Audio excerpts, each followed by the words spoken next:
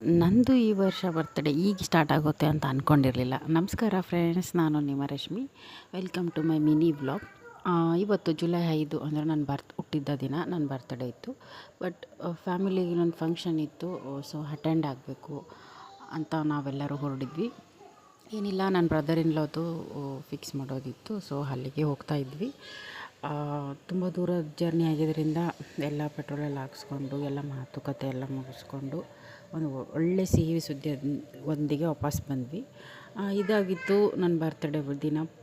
ಪೂರ ಇಡೀ ದಿನ ಬೆಳಗ್ಗೆ 5:30ಇಂದ ರಾತ್ರಿ 11 ಗಂಟೆ ತನಕ ಓಲ್ ಡೇ ಜರ್ನಿನೇ ಆಗಿತ್ತು ಅನಿಸುತ್ತೆ ನನಗೆ. ಫುಲ್ ಟಯರ್ಡಾಗಿತ್ತು. ಆದ್ರೂ ಹಸ್ಬೆಂಡ್ ಬರ್ತ್ಡೇನ ಮಾಡಿದರು ಅಂತ ಹೇಳ್ಬೋದು. ನನಗೆ ತುಂಬ ಖುಷಿ ಕೊಡ್ತು. ನೈಟ್ 11 ಗಂಟೆಗೆ ಕೇಕ್ ಕುಡ್ಕೊಂಡು ಬಂದು ಚಿಕ್ಕದಾಗಿ ಬರ್ತ್ಡೇ ಸೆಲೆಬ್ರೇಷನ್ ಮಾಡಿದ್ವಿ. ಇದಾಗಿತ್ತು ಇವತ್ತಿನ ಬ್ಲಾಗ್. ಮತ್ತು ನೆಕ್ಸ್ಟ್ ಬ್ಲಾಗಲ್ಲಿ ಸಿಗ್ತೀನಿ. ಅಲ್ಲಿವರೆಗೂ ಟೇಕ್ ಕೇರ್, ಬಾಯ್. ಮತ್ತು ಇದೇ ರೀತಿ ಸಪೋರ್ಟ್ ಮಾಡ್ತಾಯಿರಿ.